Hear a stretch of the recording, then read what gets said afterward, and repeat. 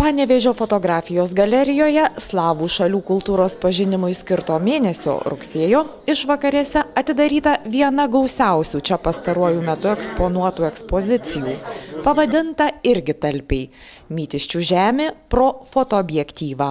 Эта выставка больше, конечно, носит репортажный характер. Ši paroda daugiau reportažinio pobūdžio, kadangi mes norėjome parodyti įvairias mūsų krašto gyvenimo pusės, kaip žmonės dirba, ilsisi, kokia pas mus nuostabi gamta.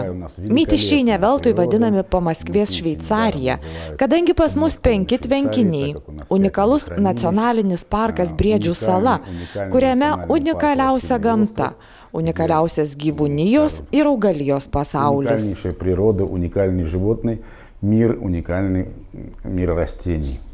Fotografijos galerijoje 79 fotomeistrų fotografijų.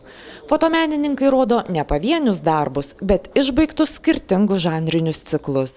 Vieniems rūpi peizažas, kitiems sportinės aistros, treti fiksuoja kasdienos arba švenčių akimirkas.